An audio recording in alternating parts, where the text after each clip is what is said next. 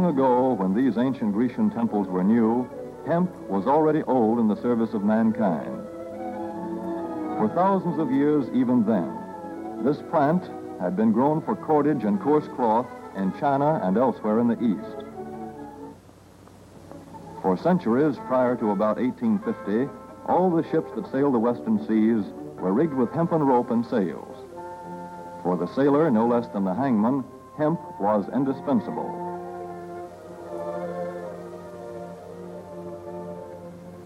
A 44-gun frigate, like our cherished old Ironsides, took over 60 tons of hemp for rigging, including an anchor cable 25 inches in circumference.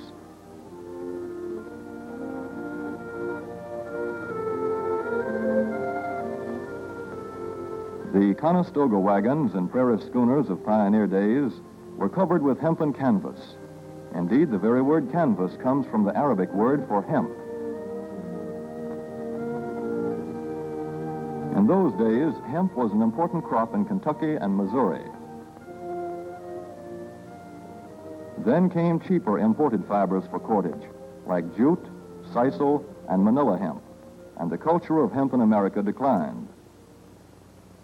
But now, with Philippine and East Indian sources of hemp in the hands of the Japanese, and shipment of jute from India curtailed, American hemp must meet the needs of our Army and Navy, as well as of our industries. In 1942, patriotic farmers, at the government's request, planted 36,000 acres of seed hemp, an increase of several thousand percent. The goal for 1943 is 50,000 acres of seed hemp. In Kentucky, much of the seed hemp acreage is on river bottom land such as this, along the Kentucky River Gorge. Some of these fields are inaccessible except by boat. Thus, plans are afoot for a great expansion of the hemp industry as a part of the war program. This film is designed to tell farmers how to handle this ancient crop, now little known outside Kentucky and Wisconsin. This is hemp seed. Be careful how you use it.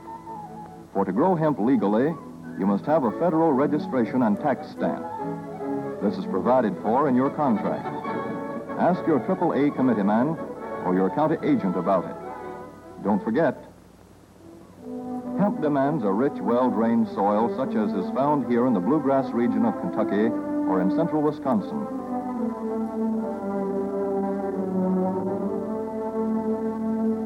It must be loose and rich in organic matter. Poor soils won't do.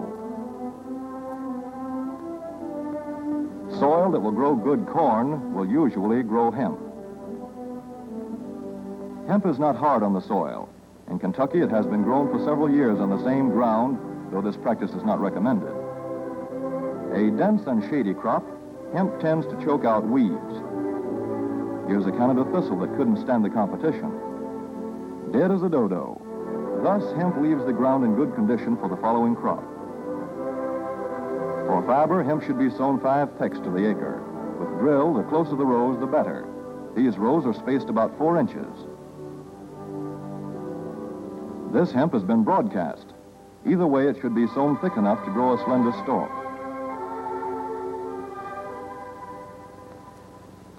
Here's an ideal stand. The right height to be harvested easily, thick enough to grow slender stalks that are easy to cut and process.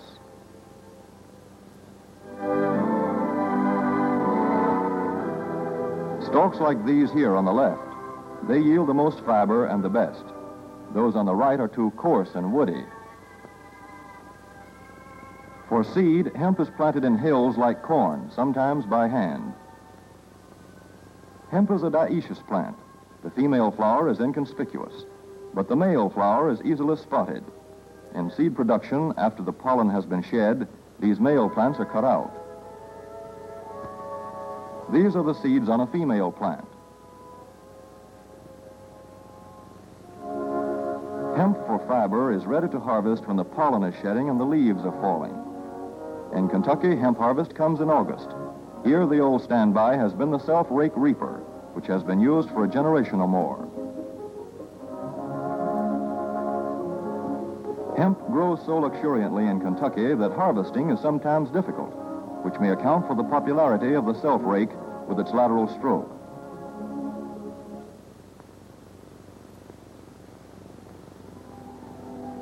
A modified rice binder has been used to some extent. This machine works well in average hemp.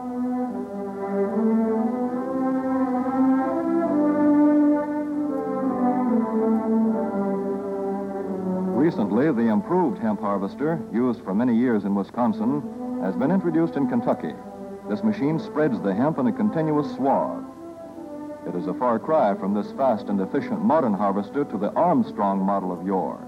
But here's one kind of harvester, at least, that doesn't stall in the heaviest hemp.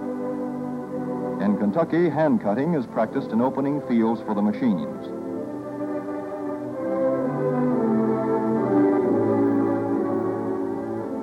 In Kentucky, hemp is shucked as soon as safe after cutting, to be spread out for retting later in the fall.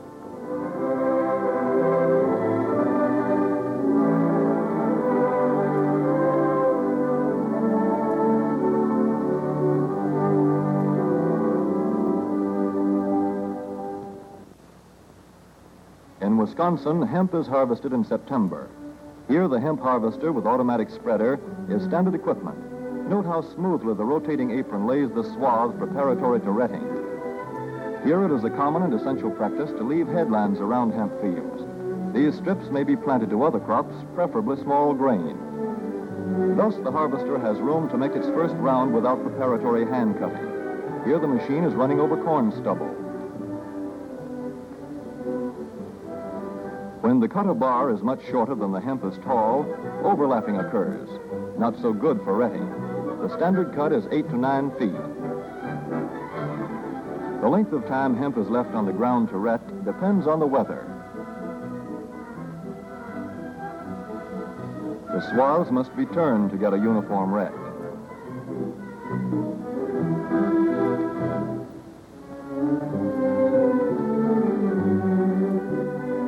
When the woody core breaks away readily, like this, the hemp is about ready to take up and bind into bundles.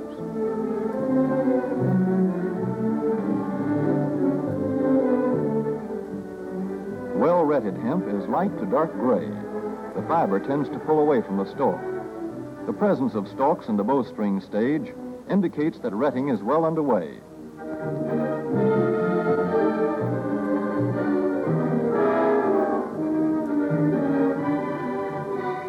When hemp is short or tangled, or when the ground is too wet for machines, it is bound by hand. A wooden buck is used. Twine will do for tying, but the hemp itself makes a good band.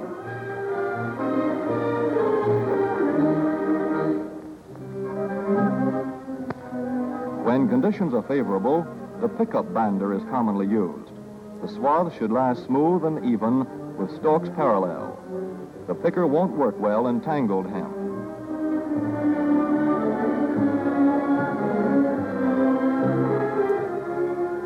After binding, hemp is shucked as soon as possible to stop further retting.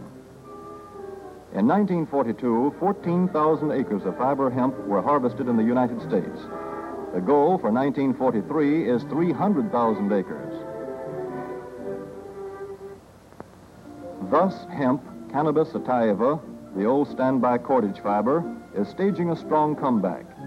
This is Kentucky hemp going into the dryer of a mill at Versailles.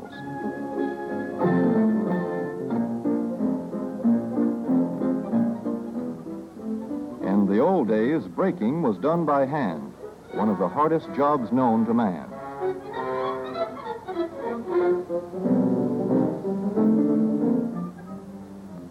Now the power breaker makes quick work of it.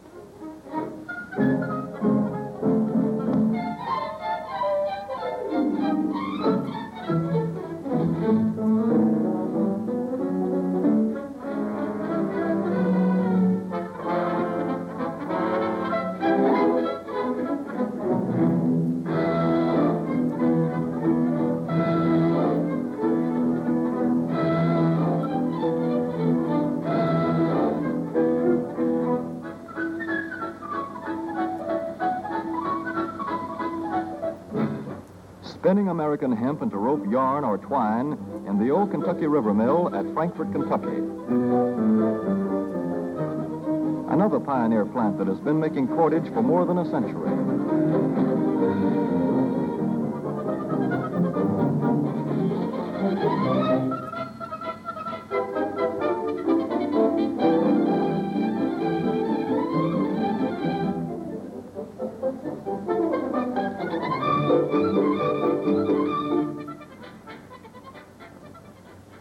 such plants will presently be turning out products spun from American-grown hemp. Twine of various kinds for tying, winding armatures, and upholsterers' work. Rope for marine rigging and towing, for hay forks, derricks, and heavy-duty tackle. Light-duty fire hose. Thread for shoes for millions of American soldiers. And parachute webbing for our paratroopers.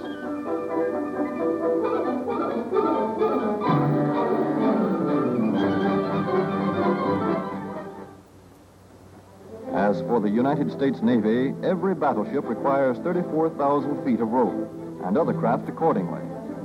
So here in the Boston Navy Yard, where cables for frigates were made long ago, crews are now working night and day making cordage for the fleet.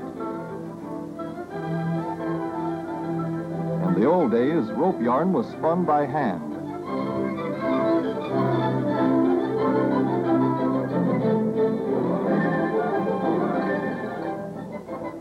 Today, even the rope walk is mechanized. 160 fathoms to go.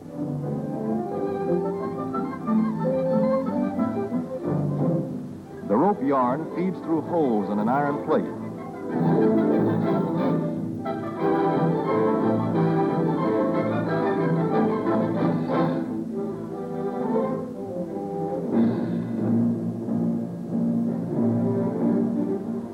This is Manila hemp from the Navy's rapidly dwindling reserve.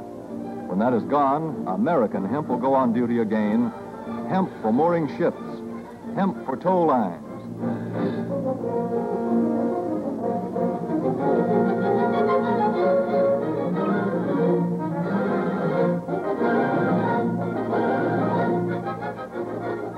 Hemp for tackle and gear.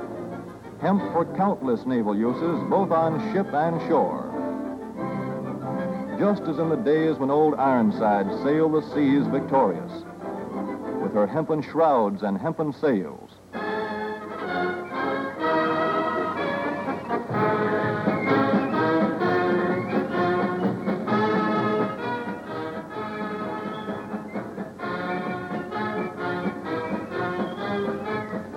Hemp for victory.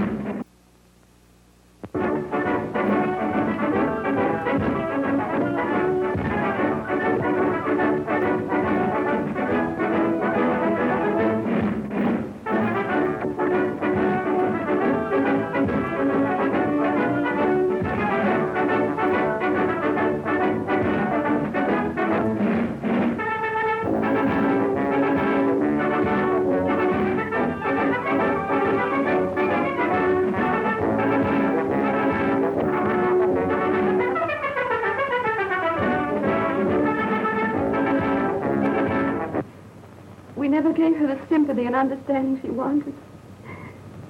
And now? I never realized, Mother.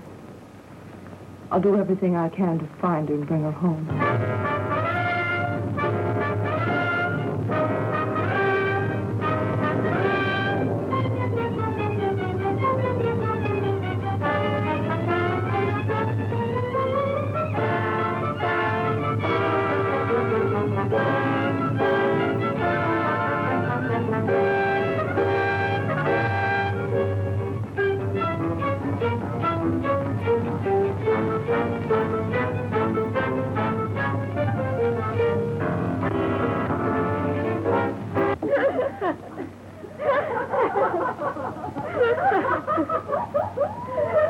Police will pass an innocent weenie roast on the beach, but should they know of your actions here, that there's been a drinking party and nude bathing An investigation will surely take place.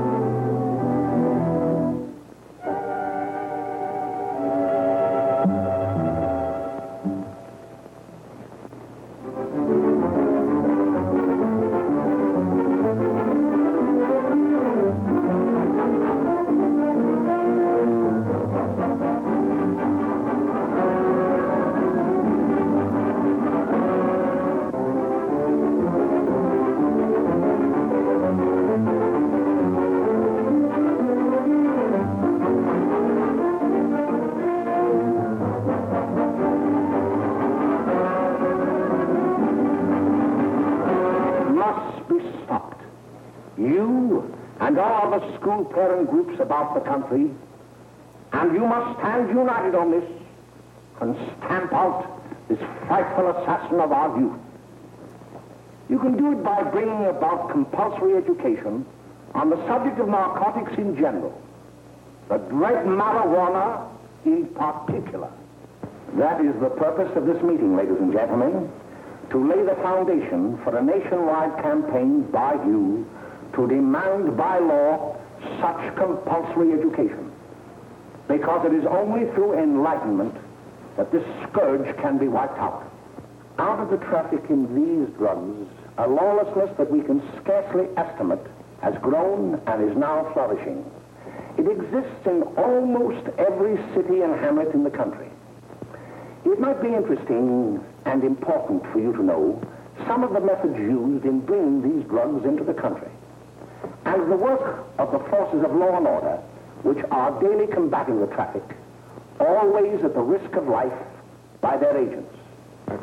This ceaseless fight against the drug traffic is directed by the Department of Narcotics, Washington.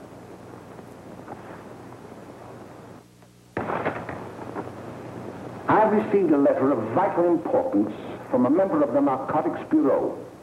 I'm going to read this letter to you. My dear Dr. Carroll, the suppression of the use of marijuana and of the forces lurking behind it are the most important jobs this department is now engaged in. At the outset of this letter, there is one vital fact I would like to submit. There is a powerful agency. I speak of the school parent associations of this country, which can be invaluable in stamping out this scourge. Their help, their eternal vigilance, could be the deciding factor in our fight against it. The weed marijuana is grown in every state in the Union. Recently, in the city of Brooklyn, New York, a field of marijuana was found behind a tenement court. The weed was here being cultivated, regularly stripped and dried and sold in schools and at government army posts in and around New York. The dried leaves and berries are ground up and made into cigarettes by a simple hand machine. The deadly narcotic is thus quickly and easily prepared for its market. The sale of marijuana is even more difficult to detect and halt than the traffic in drugs such as opium, morphine, and heroin. They are hidden in fake jewelry cases, in the heels of shoes, women's shoes especially, because the drugs can be secreted in false heels. Hollowed shaving brushes are another medium. Books with false centers are often used. Watch cases are convenient hiding places. The value of drugs thus seized is enormous. Recently, a huge supply of heroin was taken. It was concealed in an apparently harmless shipment of 35 barrels of olive oil. The deadly drug was burned in the incinerator of the Bureau of Engraving and Printing. And more vicious, more deadly, even than these soul-destroying drugs, is the menace of marijuana. No doubt many of you do not believe that these things do happen, but they cannot happen to you. You may also believe that the facts have been exaggerated. Let me tell you of something that happened right here in our own city. You probably read about it in the papers. However, I'll give you the real facts behind the case. There was an apartment near one of our high schools. It was run by a woman known as May Coleman.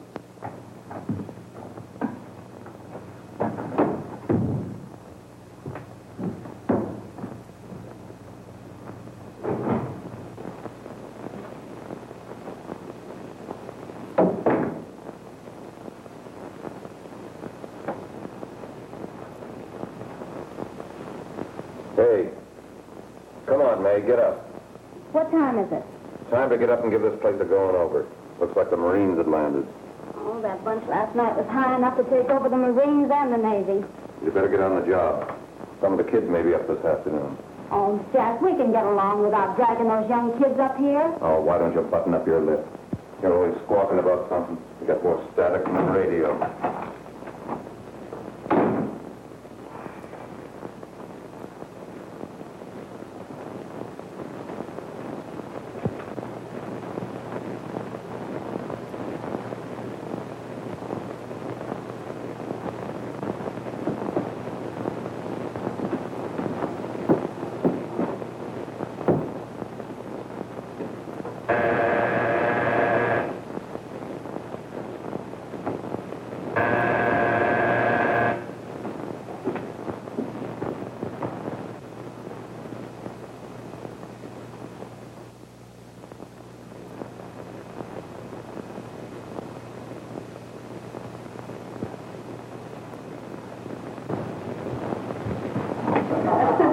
Oh, greetings.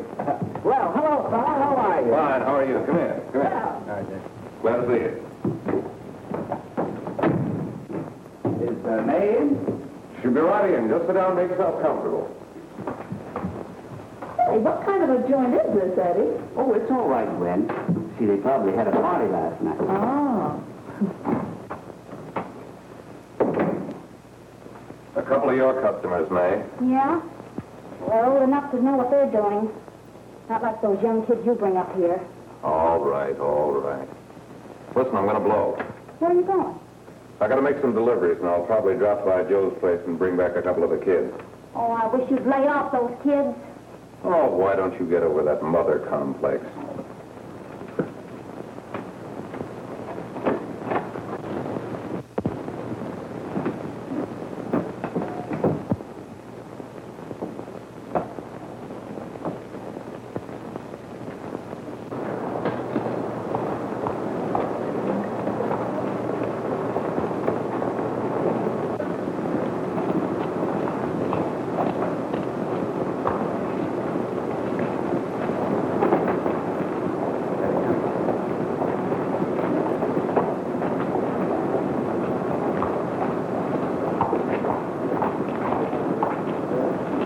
Oh, by the way, Ralph, I'm sort of getting a little party Saturday afternoon over at my grandmother's. You know, the place with the swimming pool? Like to come? Thanks, Eddie. Maybe I will. I'd sure like to have you. Okay, I'll probably drop over. So long, Ralph. See you later. Hey, Ralph. Hi, kid. Fine, Jack, and you? Oh, great. Where you headed? Oh. Hey, how do you like that?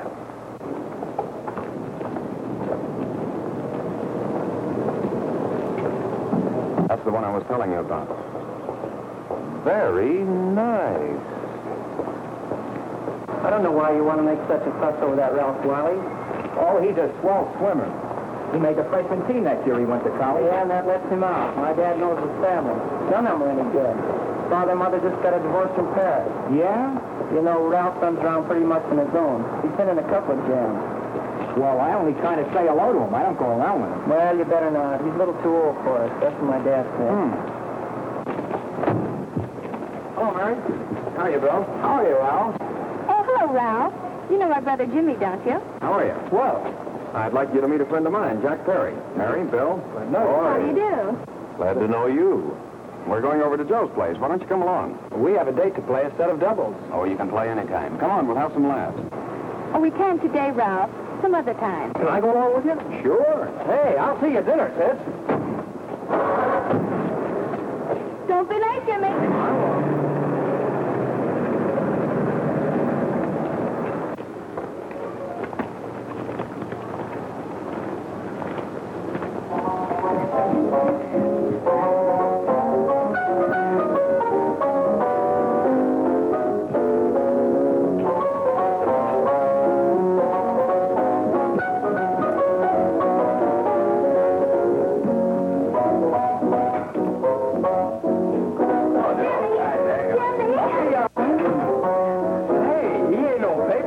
Why, don't you know you're not hot finger clothing? Boy, he really swings out hot with a like a jive. You want to dance? George!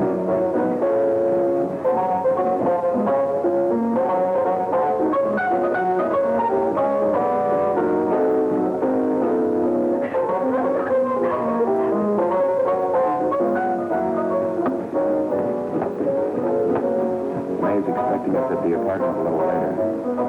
Any new prospects? Maybe.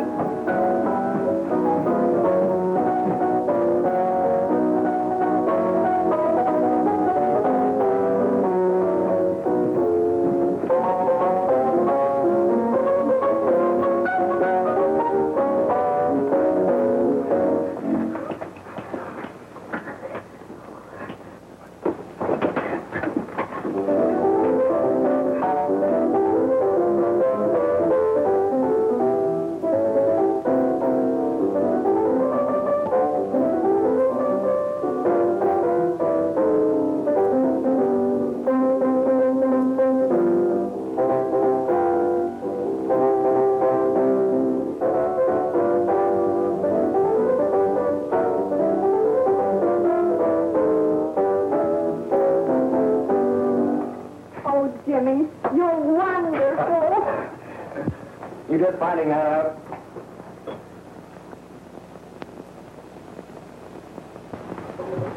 Why can't we go now?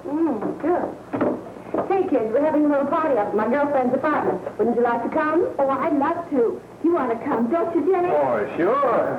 And they played with you. Well, come along. We can all go in my car.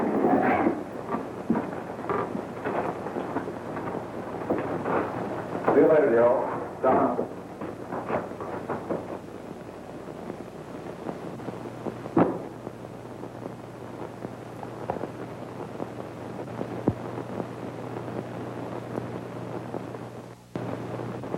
It's sweet of you to help me, Bill. Well, I'll try anything except domestic science. Why, Bill, don't you want to learn something about running your own home?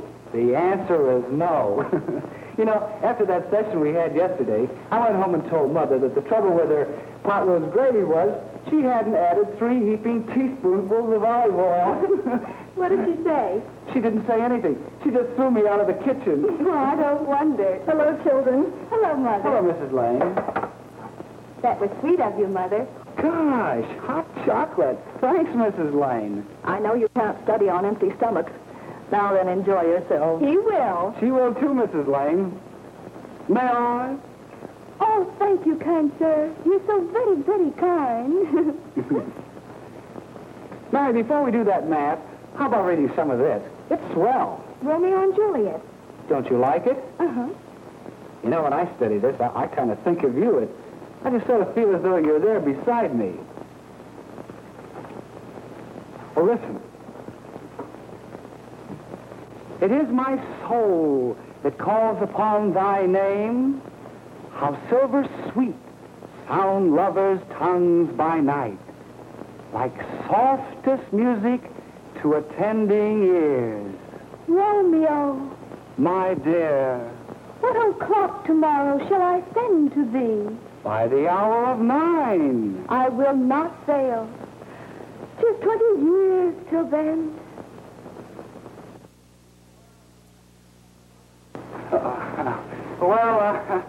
I'll see you tonight, Mary. Goodbye, Mrs. Lang. Goodbye. Goodbye, Bill. So long.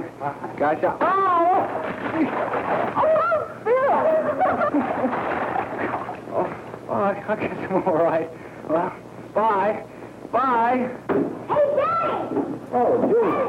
Well, there you Hey, Dad, you got anything for me? Well, there should be. Don't bother your father every night. Have you? There you are. What made you so late, Bill? I was getting worried. Well, I had to study, Ma. He was not. I saw him out walking with his girl. Bill's got a girl. Got a girl. Ma, make him cut it out. Junior, Well, Bill has got a girl. quiet. And put that candy away till after dinner. Henry, you shouldn't have given it to him. Well, he has got a girlfriend and her nephew's married. Now, I'll shut you up. Bill, Junior, put that carriage on. Junior. Oh, that's about there, all right there, young. There's little Ann. There's little Ann. I didn't mean to Bill Anderson, did you? Oh, well, what I'm burned up about is it just didn't say Bill had a swell girl. Gee, it must be love. She'd have to be swell for you to like her. Uh-huh. Sounds like you want something. Come on, what is it? Well, it's my model airplane. It won't work. Gosh, Bill, you could fix it. You can fix anything. Okay, I'll fix it. Hey, Dad, read me something, would you? Good. Here we are. You see? Oh, hello, Jimmy. Mary told me to wait and tell her she had to go home. Her mother wanted her to go to the dressmaker with her. Oh, thanks, Jimmy. You must be getting grown up. I see Mary let you have the car. Yeah. Can I take you any place? Well, I wasn't going any place in particular. Well, then, how about driving me over to the Joe's place with me? I'll buy you a soda. I never drink that stuff. Oh, gee, I'll buy you something else. Okay, you're on the hook for 1 root beer. Well.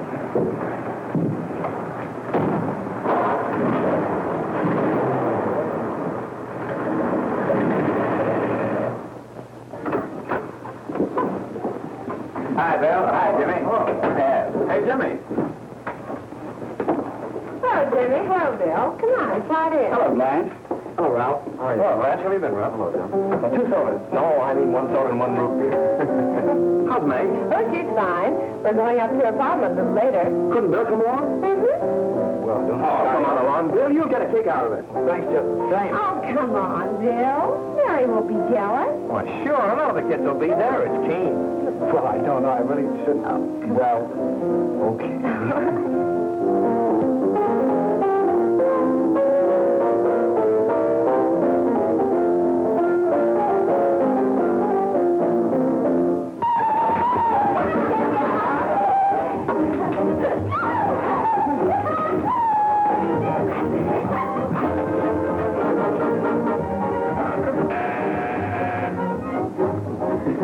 Hi, kid. Hello, Jack. What do you say? Yeah, come on in.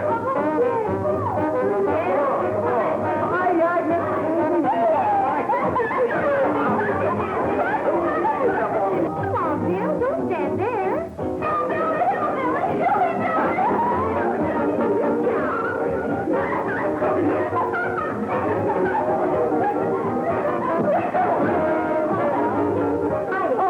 May, this is Bill Harper. He's okay. Hello.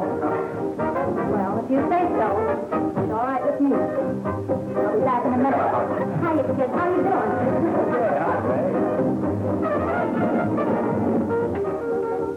There's a new one in the bay. Yeah, Bill Harper. He's all right. Mike has got herself about a yen for her. Not bad. I didn't think you had that much taste. She knows what she's doing. She's got Ralph nuts about her, and now she's got her hooked up with this new kid. Say, we haven't many more smoke. You better run over and get some. Why couldn't you find that out when I was here this morning? Now I've got my car in the shop. Well, what of it? That kid out there, Jimmy, he's got a car. He'll take you. Come on, get going. Hurry up.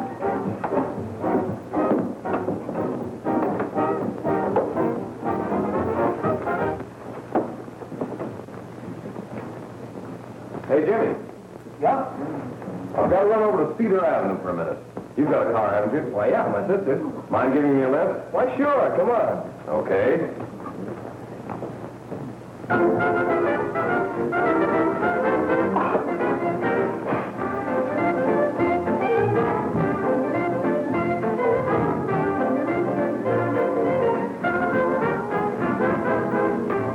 No, thank you. Well, here we are. Oh, thanks. Oh, May, don't forget me. I never forget you. Oh, dear. If you want a good smoke, try one of these.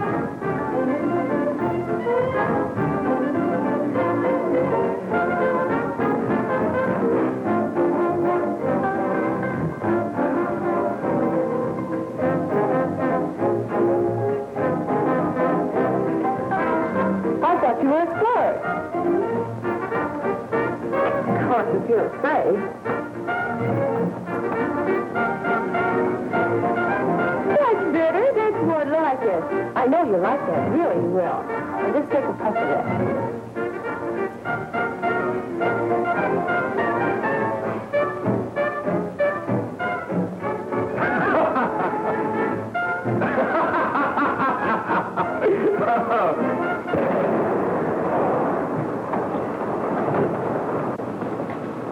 Just be a minute, kid. Hey, Jack, give me a cigarette before you go, will you?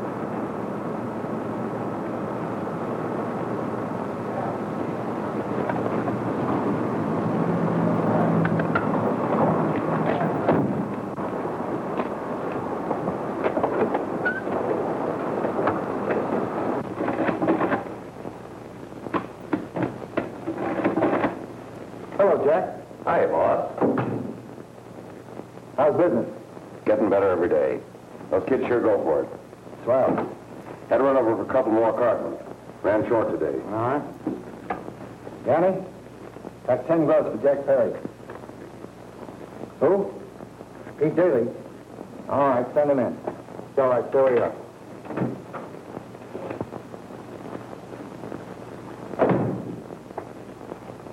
I want to talk to you. All right, go ahead. Jack's okay. What's the beef? Listen, you never had no beef when I had to sell that rotten gin. You're after the dough, aren't you? Yeah, but I don't need dough that bad.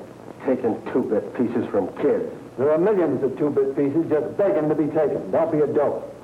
I'm just dope enough to draw the line selling hop to kids. All right, Pete.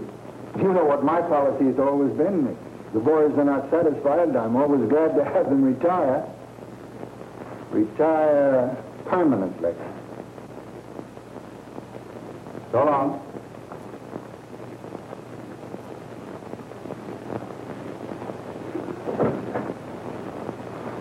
I only wish you had a couple of kids so I could... Get out! All right, Jack, pick up your stuff from down here. I'll be ready by now. Okay, boss.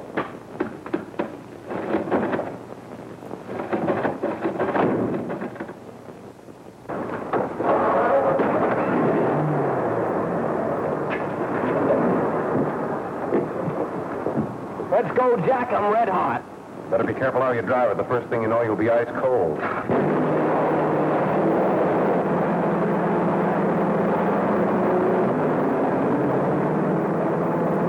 Take it easy, kid. Slow down. You'll kill somebody.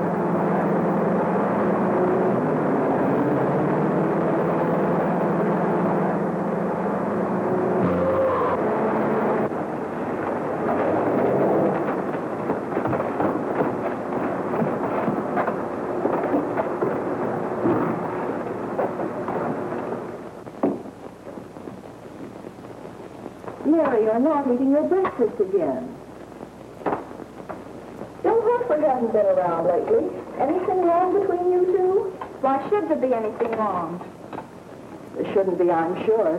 And whatever it is isn't serious, I know. I'm sorry, Mother, for snapping at you like that. Don't worry about it, dear. Why don't you speak frankly to Bill? He'll be honest whatever the trouble is. I'm sure Bill Hopper never lied about anything. Yes, that's right. Bill's mother says he never lies. There, you see? You think it'd be all right if I speak to him about it? Why, of course. Oh, Jimmy. Sit down, darling, and I'll have your breakfast for you in a moment.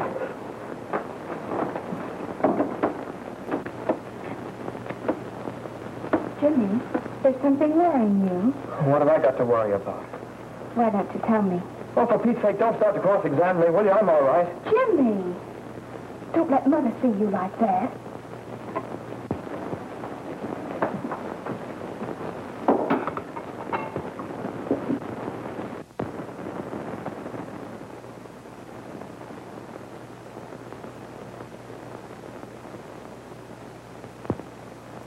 There is no doubt that there is an organized gang distributing the narcotic to students, not only in my school, but all over the city. You government men have got to find some way to put an end to it. Of course, I agree with you, Dr. Carroll. But do you realize that marijuana is not like other forms of dope? You see, it grows wild in almost every state in the Union.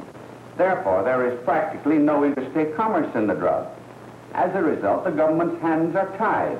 And frankly, the only sure cure is a widespread campaign in education. Oh, it's all right to talk about education, Mr. Wyatt, but we educators can't do anything until the public is sufficiently aroused.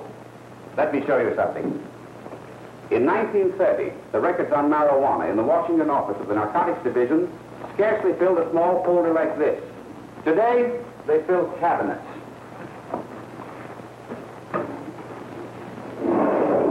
All these devoted to marijuana records. Here is an example. A 16-year-old lad apprehended in the act of staging a holdup. 16 years old and a marijuana addict. Here is a most tragic case. Yes, I remember. Just a young boy. Under the influence of the drug, he killed his entire family with an axe. Then there is the most vicious type of case. Here, in Michigan, a young girl, 17 years old, a reefer smoker, taken in a raid in the company with 5 young men. Here is a particularly flagrant case. Yes, I remember. The newspapers made quite a play of it. In West Virginia, wasn't it? Yes. And there are hundreds of them coming up, new ones every day. I'd like to take these records, if I may. I feel they would be of invaluable assistance to me in combating the evil in my school. You're very welcome, Dr. Carroll. Thank you. Sit down, Bill. There seems to be something wrong. What is it? You were always a fine student. You always had excellent grades. Well, I guess the work is getting a little harder, Dr. Carroll.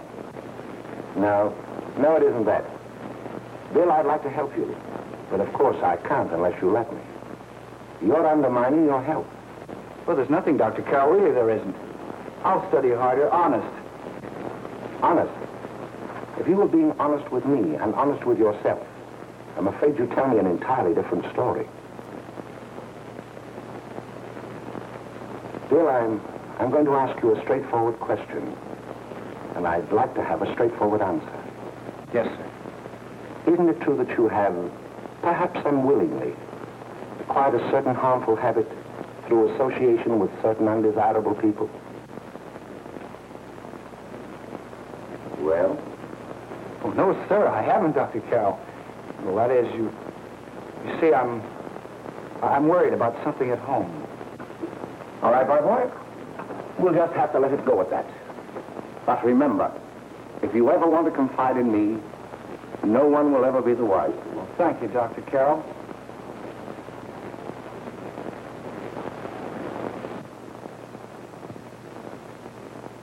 Hello, Mary. You want to play a set? Thanks, Teddy, but I'm waiting for someone. Well, if you're waiting for Bill, he hasn't been here for weeks. Come on, Jimmy, please, don't be hard. Okay.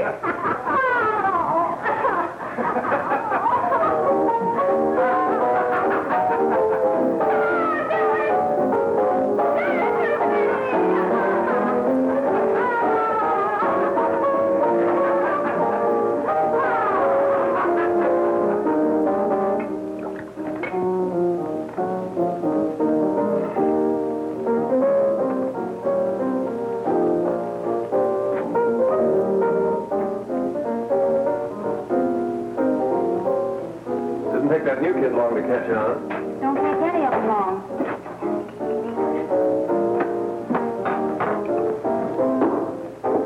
Say, don't you ever get fed?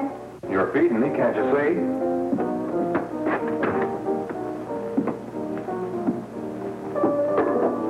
Give me a knife and a fork, will you? Get it yourself.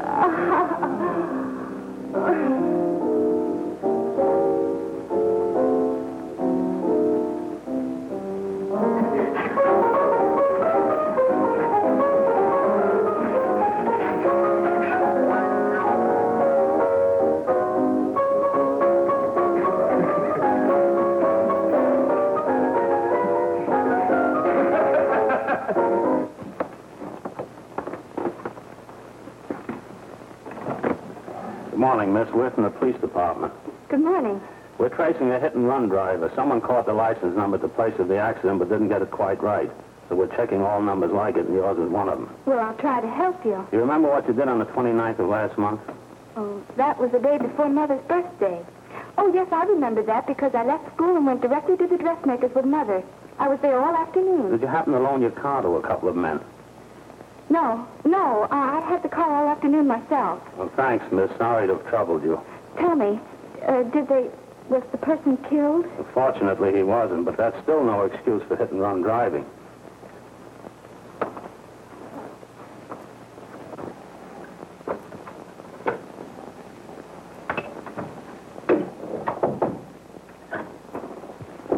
Has Jimmy Lane been here today? He was in. He went over to May's place. You know where that is. Well, he was going to wait for me here, so he didn't give me May's address. Are you sure Jimmy didn't leave any message for me, Mary? No, he didn't. But I guess you're okay. I'll write it down for you.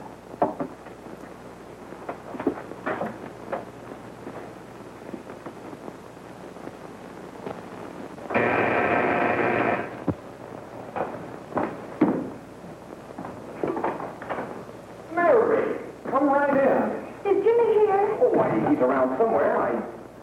I think he went out to take Agnes home, but he'll be right back. Come in and sit down, Mary. And let me take your coat. Who's the new kid just came in?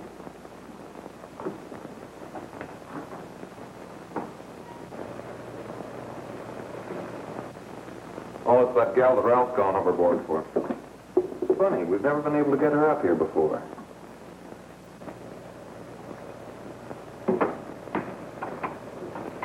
Hey, scram, will you?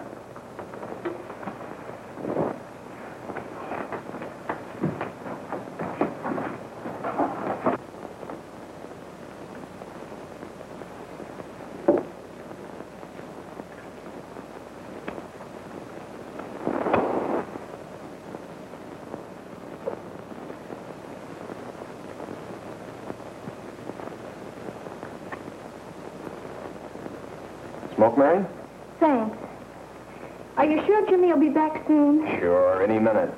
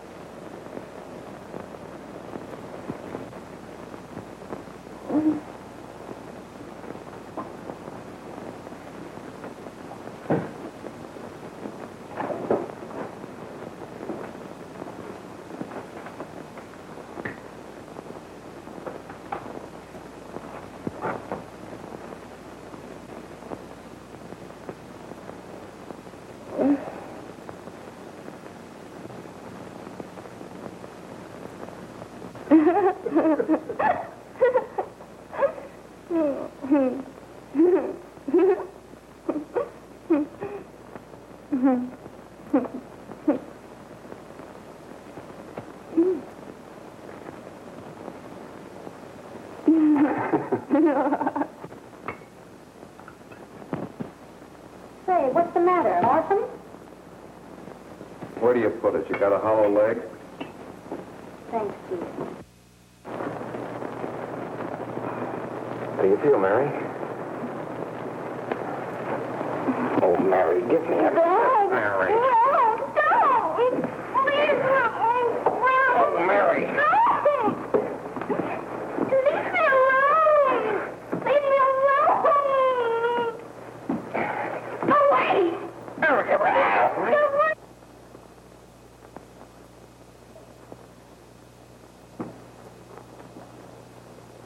Leave me alone! No, leave me alone! Everything's over. Leave me alone!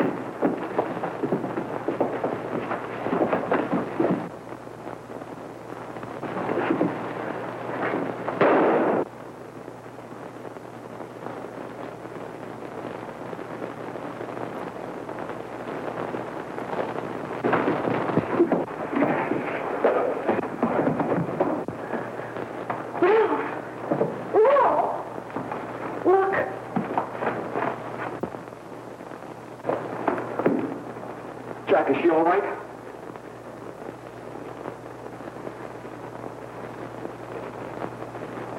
She's dead. May, get me some water. Now listen, you two. I want you to get out of here. Get out of here and forget you're ever in here today. I'll handle this. Now get going.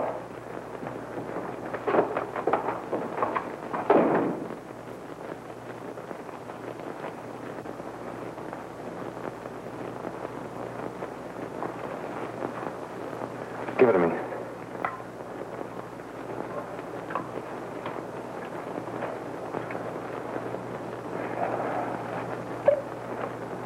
Here.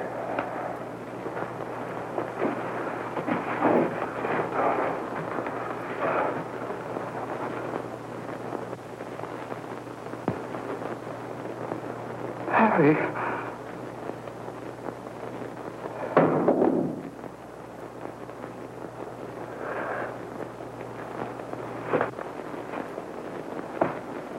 Mary. Mary. What happened? You killed her.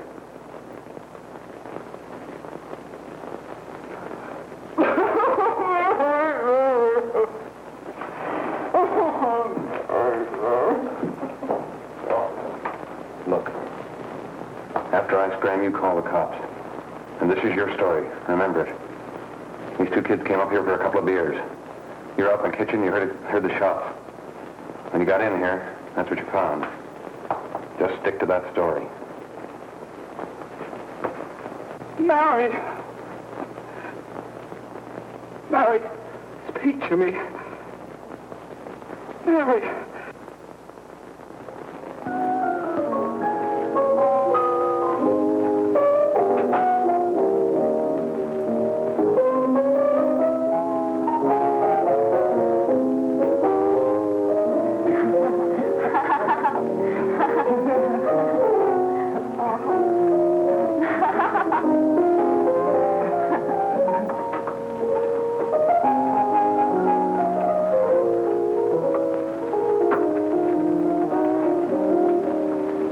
Jack. I was just talking to a friend of mine. A cop. Sergeant on the homicide squad. Guy you hit that day died. Died? You didn't... No. I didn't crack. I'm not going to. Nobody will ever know you were driving that car. Well, thanks, Jack. That's as long as you keep your mouth shut that you were ever up in May's apartment. Why, sure, Jack, sure. Okay.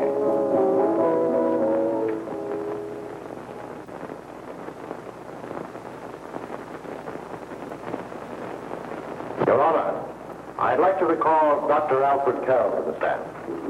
Call Dr. Alfred Carroll to the stand.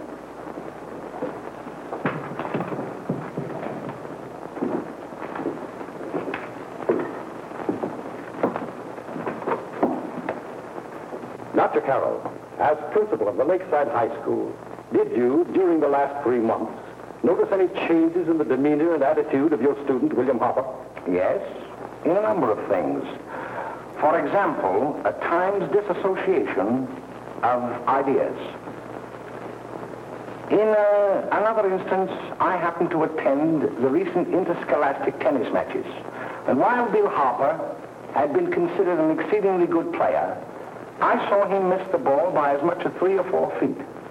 This, I understand, could be attributed to the use of marijuana. It causes errors in time and space.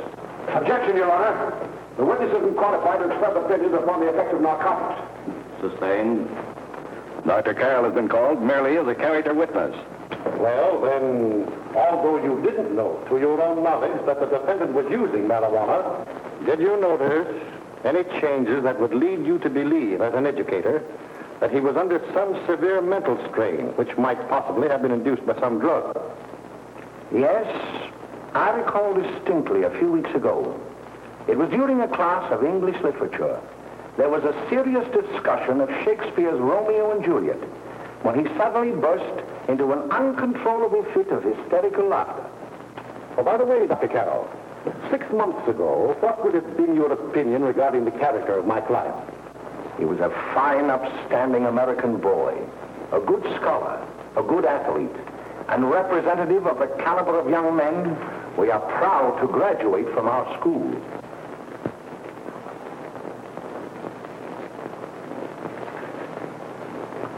Oh, snap out of it, will you? It's not our fault. Why'd I ever bring him up there anyway? He's just a kid.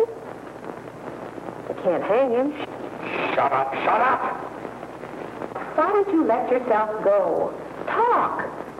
Go off your nuts and have me that way, too. It was his own fault, wasn't it? Shut up! They've got us hidden out, haven't they? The cops can't find us. Jack, I want to get out of this place. You're going to stay here as long as we have to keep those two out there undercover. Until the trial's over. Or the boss gets a better idea. But they're getting on my nerves. It can't last much longer. I'm not worried about her. We got to keep him gagged. Oh, he's about ready to crack. All you got to do is keep him from having too many reefers. Any day now, that punk will get hot. He'll probably spill and tell all he knows if he gets a chance.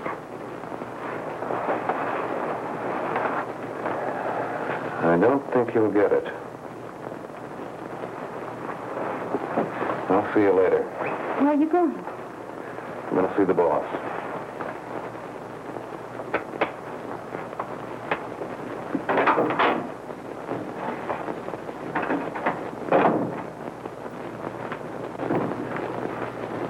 Hello, Jack. Hello, boss.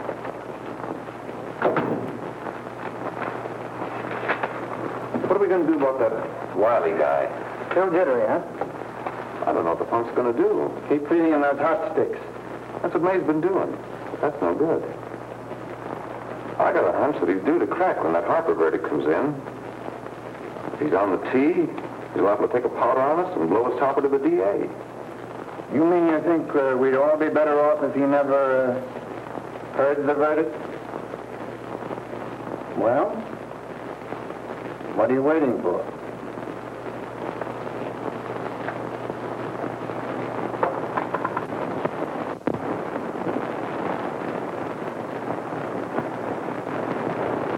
You, ladies and gentlemen of the jury, have a duty to perform.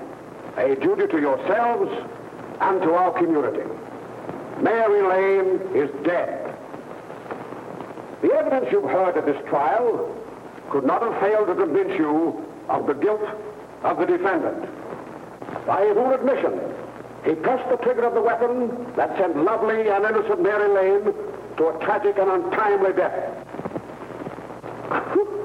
We are not so much concerned about the motives behind the deed as to the deed itself. While the defendant has told you that he saw someone attacking Mary Lane and that his mind went blank from that moment on, the defense has been unable to produce one witness to substantiate that statement. Now, ladies and gentlemen of the jury, you've heard able men testify at this trial, men who have tried to bring out the fact that the defendant might have become momentarily insane when he fired the shot that killed Mary Lane. But the defense has been unable to prove that he was insane. William Harper was sane when he visited the apartment where the tragedy occurred. He was in the habit of visiting the place. He was sane when he went into a bedroom with another young woman. You've all heard what went on in that room. You heard it from the defendant's own lips. Involved as he was in a tawdry love affair, Mary Lane was in the way. She had found him out. In a moment of anger, he deliberately and willfully killed her. If such deeds are permitted to go unpunished, this community would cease to be a decent and safe place for us or our children to live. I do not believe I have to plead or even demand that you bring in a verdict to punish the defendant for the crime that he has committed against society. You are upright citizens. That is why you were chosen to judge another. And as honest, upright citizens, there is only one verdict which you can find, and that is a verdict of guilty. and this court will be adjourned until the jury's verdict is reached.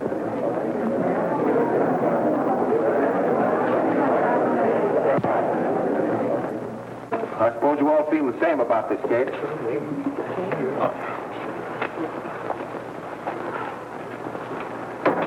But he might have been insane when he did it. No, he wasn't. He knew what he was doing.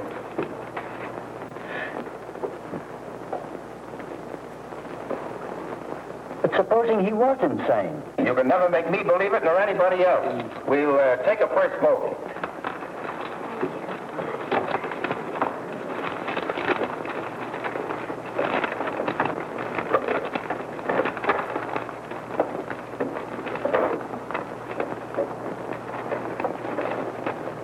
For conviction, 1 for acquittal.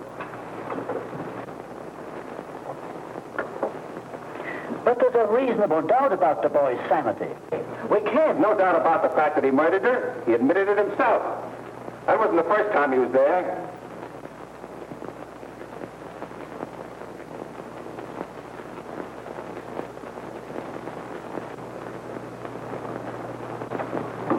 We got to make an example before boys like that contaminate all of our children. We can't have every murderer hiding behind the gag that he's insane. Sure, they see red before they kill somebody. But whose fault is it?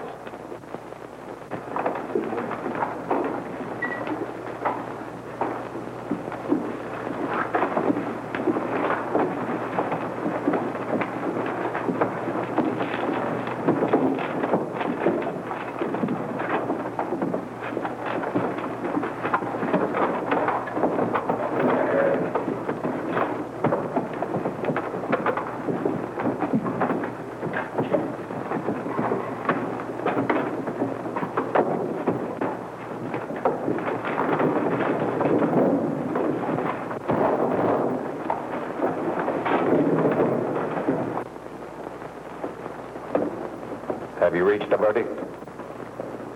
We have. The defendant will rise. What is your verdict? We find the defendant guilty, is charged.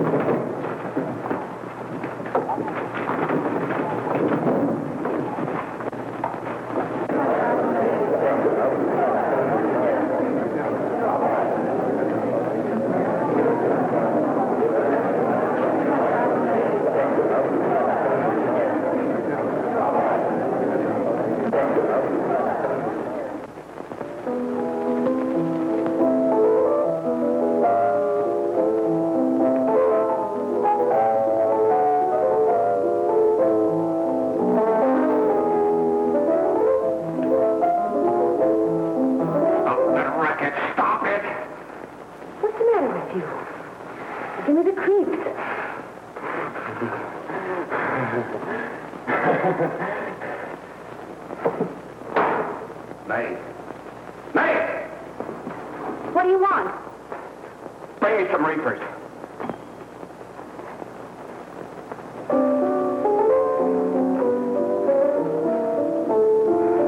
They're going to hang him. Blanche, they're going to hang him. Oh, come on. Get a hold of yourself. Here you are. Now, quit that crazy laughing. Where's Jack? I want to get out of here. They'll pick you up and hang you if you don't pipe down. I want to see Jack. Jack. I want to see Jack. Jack. You better quiet him. I can't do anything with him.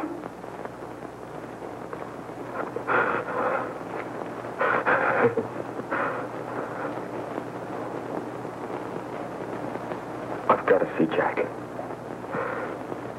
We can't let that kid hang.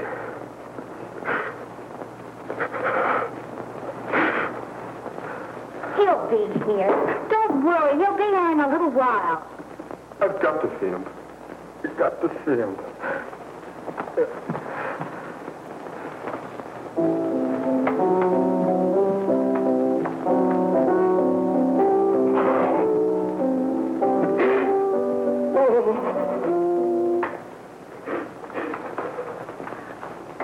darling. Everything will be over soon.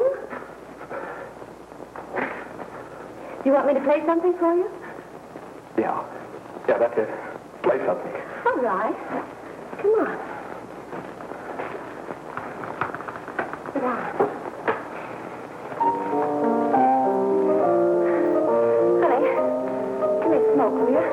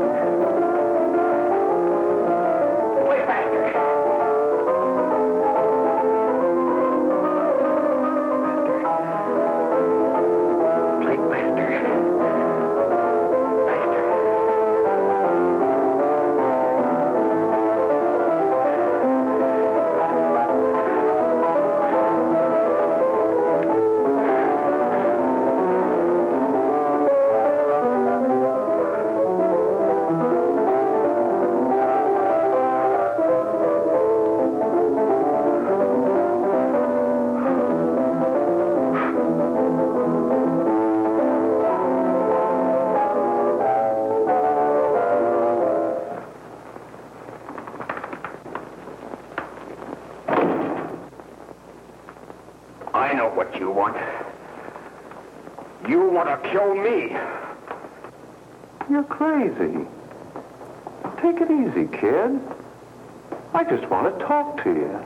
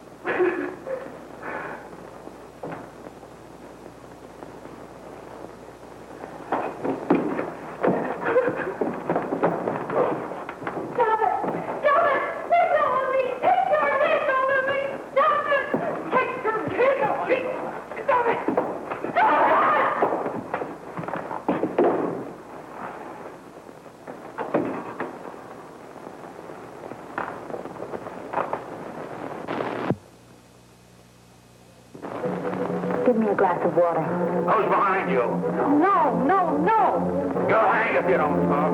No. Who hired you and Jack? Hurry. Are you ready to tell what you know? Jack.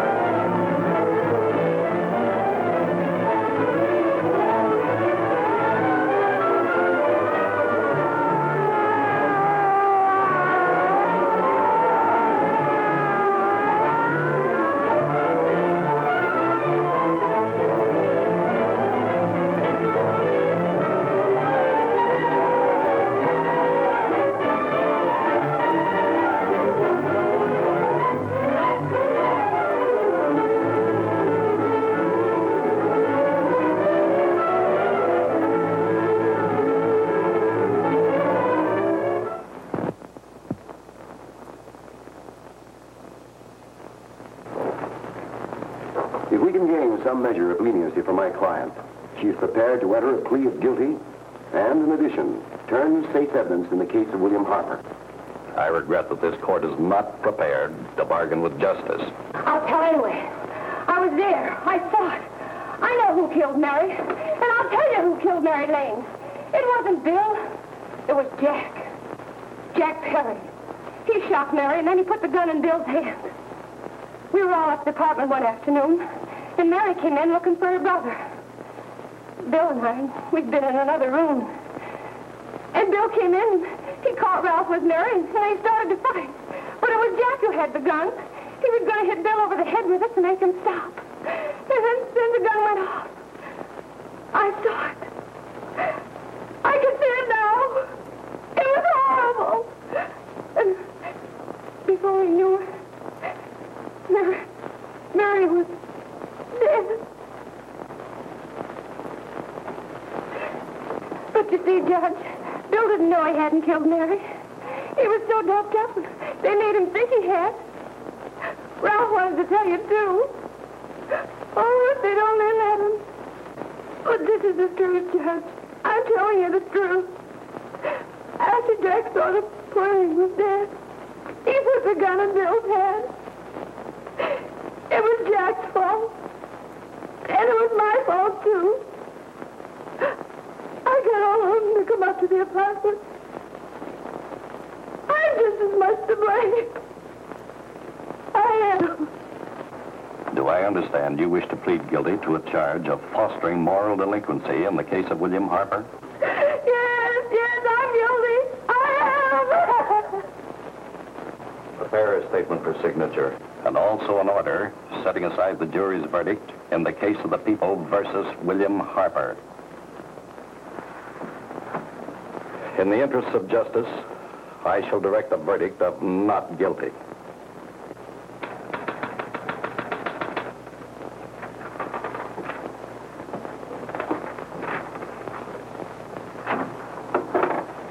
Sign here, please.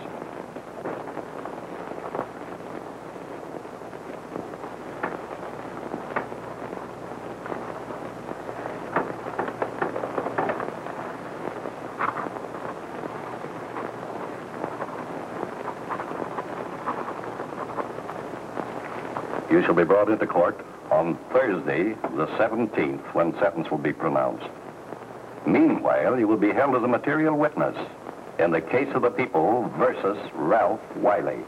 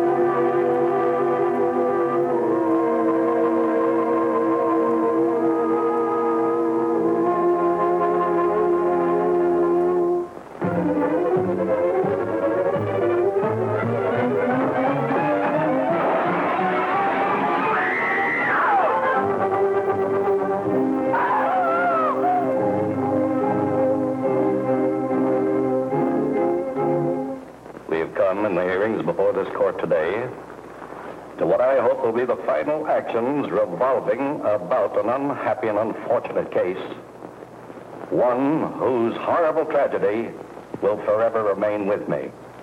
I am happy to have been enabled, before it was too late, to order the verdict of the jury in the case of the people versus William Harper to be set aside. But, young man, although this court is convinced that to declare you guilty would have been a gross miscarriage of justice, we cannot condone your acts. And we can express only the hope that your experiences may not alone keep you, but thousands of others from the vicious pitfalls of marijuana. Thus, I am ordering you to remain in this court during the next case, so that you will be obliged to witness what you yourself so narrowly escaped. Call the case of the people versus Ralph Wiley.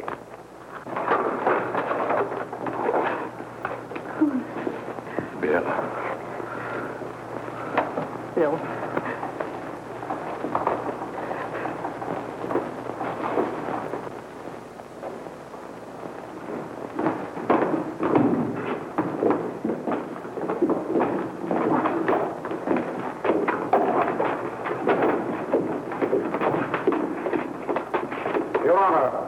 In this case, the state waives trial of the defendant, Ralph Wiley.